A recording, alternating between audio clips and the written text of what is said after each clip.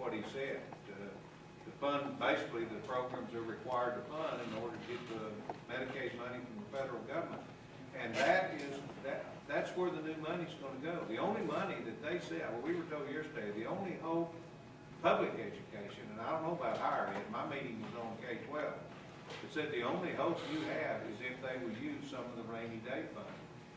People, there's only 7.2, there'll probably only be about 7.2, $7.3 billion in the rainy day fund. Actually, there may be a little more than that. There's a little more than that in the rainy day fund. So, again, it is not promising when you look to the future about what's going to happen. Well, and I'll say about the Texas Public Policy Foundation, which really is the kind of galvanizing force behind a lot of what went on in the last session, that group of folks. But, you know, there's the R word they won't mention, revenue. And the fact is, if we're just trying to cut the pie we've got, that's exactly that situation. And they said Tuesday, we will allow no new revenue. We won't close any tax loopholes. We won't do any excise taxes, nothing. Well, the fact is, we can't exist with no new revenue. The one that everybody mentions is a $1.2 billion a year tax loophole giveaway to natural gas producers. It was supposed to be a temporary tax that somehow has ended up permanent. That would be an easy tax loophole if there were the will of the legislators and the people to close that. And that right there would be $2.4 billion in this biennium.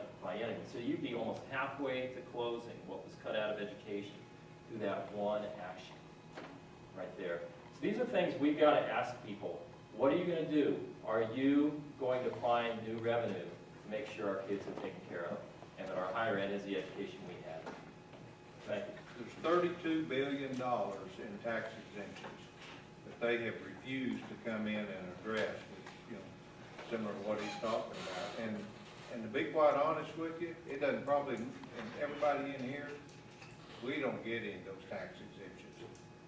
$32 billion. If they had come in and just addressed half of that as far as revenue for the state and removing some exemptions, it'd be $16 million they would have had available. They refused to do it. No cuts to education. Are there any other comments? I have a question. I keep hearing about they. Who are they? Who are they? Who are the people up there in Austin? Who are we talking about? You're talking about your legislators? I realize that, but who are our legislators?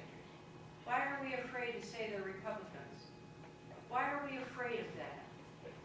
I tell you what, say it. And if that's who they are, I mean, they're the ones that what do we basically... do to get them out of there? Well, that's what you have to do. You have to go vote. You have to vote for people. You know, I can tell you one Republican. I'm not going to name names, but I'll tell you one Republican that said whatever that growth in the rainy day fund is, he refused to vote to give that to public education. We weren't asking him to reduce the rainy day fund, just any growth to offset the cuts. And that person voted not to do that. And what is the reason that they will not do it? Because they don't want to fund programs. They were elected to go in and cut government. That's what you have to understand. When I say they, I'm talking about those people who were elected for that particular purpose. Which mostly are Republicans. That's for you to determine. But I would like to say on that note that a number of what I would consider moderate Republicans who had been champions of education lost in the last election. And where did they lose? They lost in the primaries. Somebody was put up against them that was put there to cut, and we lost good people in there because, face it, it's got to be a bipartisan solution. We've got to have people working together. There's not enough of one party to make this thing happen. And so we've got to get, there are districts in Texas, they're Republican districts. They are. And we've got to get Republicans who believe in public schools and are going to bite the bullet and go against whatever wave there is or face that danger and do what's right. And that's why you have to be, that's why you I'm a have... Democrat. I came from Massachusetts, okay? And when I came down here, realized very soon that my vote means nothing.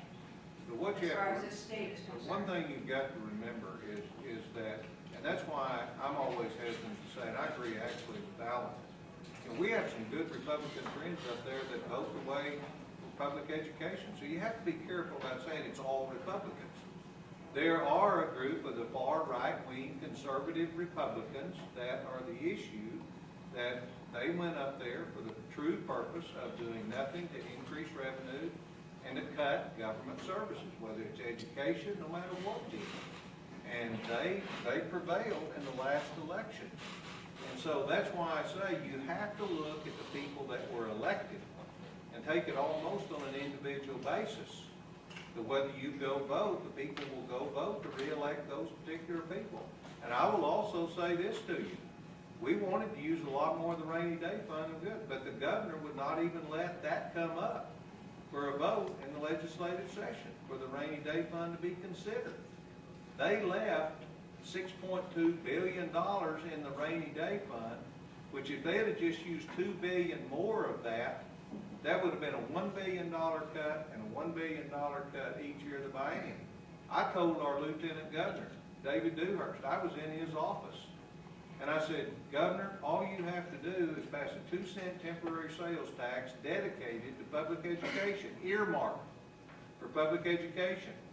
That will raise about $4 billion. Use $2 billion, as far as the cuts are concerned, and you still have all the rainy day fund to address helping higher education or all the other things. And he said, he looked right at me and said, we're not raising taxes. And that would have been a temporary sales tax that would have expired when the legislature came into session January of 2013. That was my solution. Pass a temporary sales tax dedicated to public education. Don't cut public education. That would have solved the problem right there. Far too logical. No. And he just looked right at me and said, John, we're not raising taxes. But that would have been a solution to actually address, a temporary sales tax and do that right there. Let me tell you, you wouldn't have to cut public education. You wouldn't have to use the rainy day fund for public education. Okay. Shifting topics a bit, we will now hear from Mr. Giddens about the Millennial generation and their access to education. I had a question real quick. I guess I have 2 questions. What about the lottery system, if you can address that, where people believe that the lottery system helps fund education? And I guess my second question is there a certain website where we can find where these people who vote against education, is there a way that we can access this? Is there a website, or is there flyers or pamphlets or something like that? Because education, a lot of people, unless you're really into it, don't know a lot about the issue. Is there any type of websites that we can obtain or anything like that? Yeah, actually, if you go to our SafeTXSchools.org, we're going to have it up really soon. We actually have a flyer at the rally that's going to list the couple of websites. They're just because redistricting has just settled down. All that is just, those websites are just going up. But there's one that I think by mid-April we'll have everybody surveyed and everybody as far as who voted what way. Yeah. That's going to be out, but we're referring to that to those places where people can research. So definitely plenty of time before the primaries to find out. And I'll tell you on the lottery, every state in the nation that's passed a lottery has passed it in the name of education to get it passed. Because they say all that money is going to go to public education. Well, they're right. The money we spend on the lottery does go to public education. But once that money goes to education, they just lessen the amount of money out of the general revenue fund that goes to education. It's all they did. It's just a shell game that they play as far as the lottery is concerned. The other thing I'll say about the lottery, how much money do you spend on the lottery? Okay. It does not generate that much revenue, as far as the state's concerned, when you look at the total budget picture of the state. So it's just a sham, basically. They pass it, every state has passed the lottery in the name of public education. That's how they've got it passed.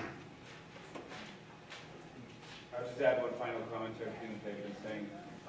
They've been really hitting upon a lot of topics about funding and where does this tax exemption go to and whatnot.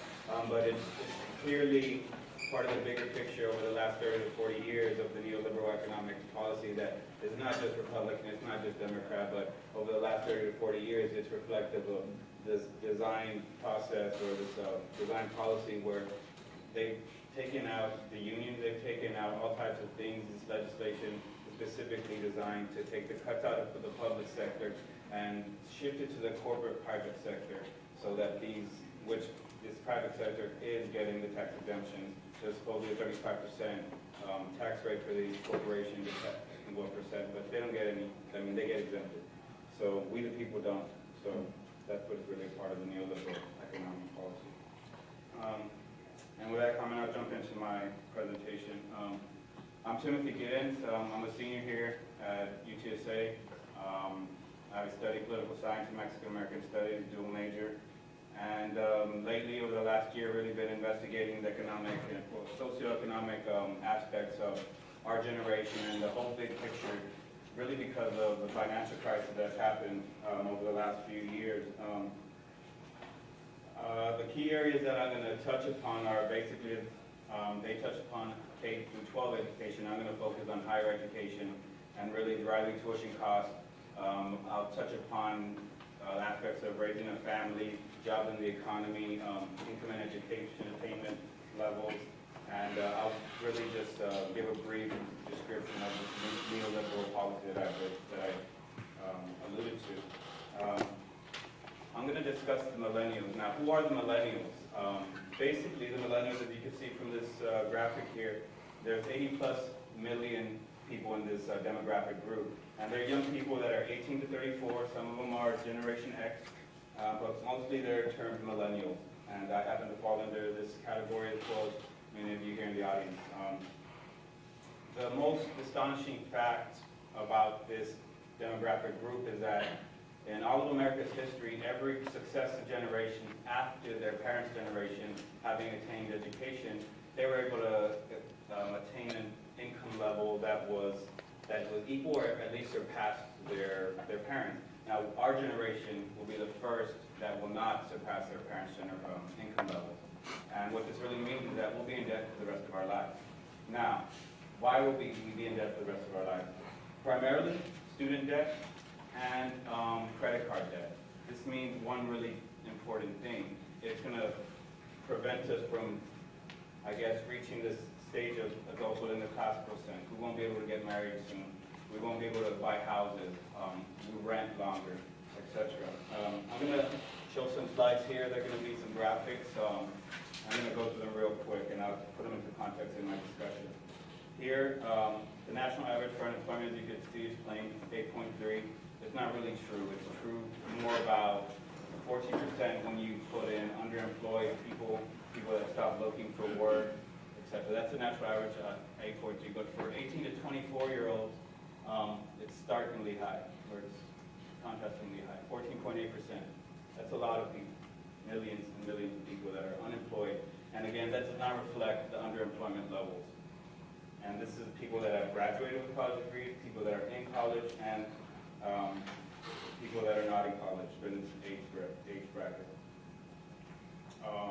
Here's a graph or a table showing basically that in 1980, at the beginning of this neoliberal shift in policy and legislation, the average high school graduate in that demographic made about $42,000, which was livable at that time. It afforded you the opportunity to have social mobility and obtain education for your family, etc., have a nice house. Now it's $31,000. That's the latest of 2010, of course. 18 to 34-year-olds have their personal debt has increased 40%. Half of it is student loans. The other half, like I said, is credit cards mostly. In 1980, college tuition was about $3,000 average across the country. Now it's $9,000. If you analyze the inflation rates, it does not match.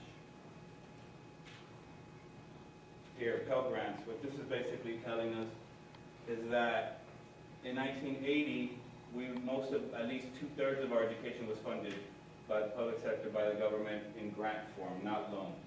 Now, it's less than 1/3, as you can tell, or it's close to 1/3. Now, I'll try to put this in the context of the rest of my discussion. Like I said, what it entails is really, over the last 30 years, neoliberal policy shift has major economic and political implications.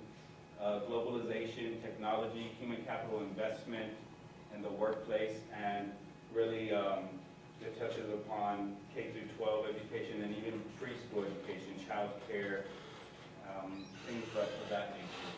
I'm going to jump into jobs and income category here. You can see from the screen, basically what it's saying that over the last 30 years and current data is showing that the economic situation for our generation is stagnant, basically. Wages have climbed mediocrely, yet productivity in the employment sector, public and private, has risen at a substantial rate. Wages have gone down, minimum wage is still at the same levels, but corporate profits are at record highs. And they're getting all these tax exemptions, like I mentioned. And why? The public sector doesn't, education doesn't get these tax cuts. We should. It would enrich our society. It would enrich the education level of the whole country, but I guess the rugged individualism of the neoliberal policy doesn't allow for that. There's no help in that frame of mind, I suppose. This is telling us that overall earnings for those that did attain a bachelor's degree did increase.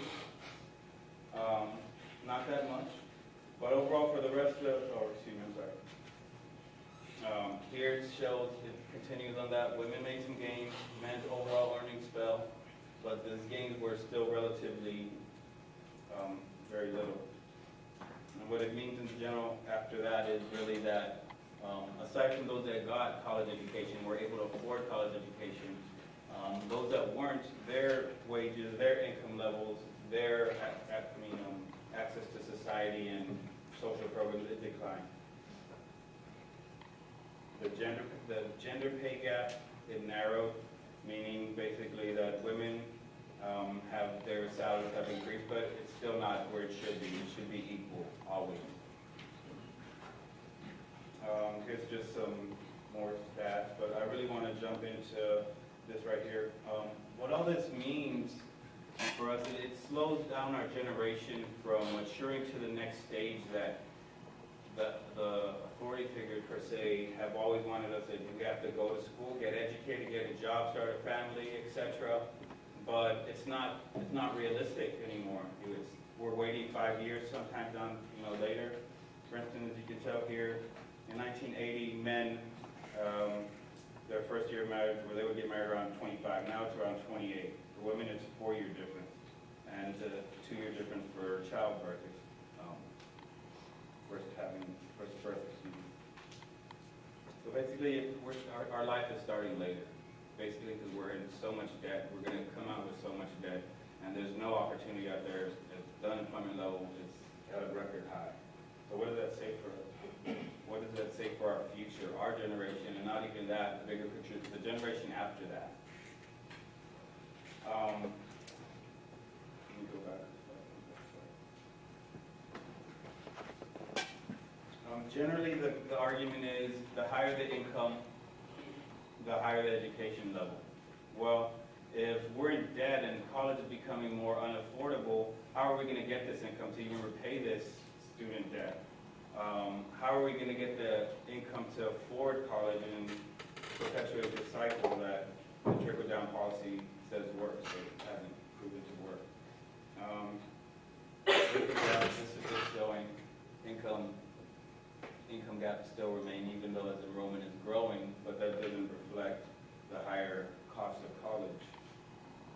Racial and ethnic disparities, as you can tell here, it's taking longer to graduate. There's more 6 years, especially here at UTSA. There's a very low retention rate at UTSA. And it's all related to the cost and the fees and the level of education, and there's several aspects to it, but the main thing is that college is getting more unaffordable. And here at UTSA, for example, over the next 3 semesters, for instance, average tuition right now is about 3.5, or rather 35 to 4,000 $3,500 to $4,000. Over the next 3 semesters, it's going to raise at around $900. That's a 3.5% per semester. And that's higher than inflation again, and it's not justifiable. They don't really give the students a democratic voice in seeing if that's a reasonable tuition hike. They don't really give us the reason why they're doing it. They have a committee that just, has a few people in it, but we have 30,000 students at UTSA. And the SGA elections, which is a student government election, on average about 1,500 students vote out of 30,000. And those are the people that are representing the students. And they really don't have a say for the region, the UT regions, who set these prices and set these fees, et cetera, et cetera. Here's the graph that I really wanted to get to. Tuition has tripled. Why has it tripled? Everything that they've been talking about here, funding, the lack of funding, the budget cuts, this is the effect of it. And on the bigger scale, the effect is that middle and lower income students are not getting into college. It's higher education is becoming a system specifically for the upper level or upper class students. And that's just becoming a tool for perpetuation of the status quo when the country does not reflect the status quo. The real people of the democracy don't reflect the status quo. This just shows a decrease in Pell Grants. And as you can see, it's decreasing significantly. Any of you that are on financial aid right now probably got 1,200, maybe 2,000 per semester. And that's if you have to make the poverty line or the line where you can get grants is $14,000. If you make anything above that, they automatically take 1,000 from you or something to that effect. So it's either you work or you don't work, and either way, you're at a financial dilemma, and your college is just over expensive. I'm just going to jump into the student loan debt by race here. As you can see, on average per se, it's around $25,000. That's what the average student comes out if they graduate in 4 years. That's what they come out with. If they graduate in 6 years, you can imagine how that much it costs. If they graduate or they go to postgraduate or graduate school, it's even more. So, as you can see, I'm already at the end of my presentation. Really what I wanted to say was college is becoming less affordable, tuition is rising, and the student loan debt is incredible. My colleague Josh Green is going to talk a lot more about student loan debt problem and how perhaps we could solve it, but I just wanted to note that it's at $1 trillion and rising.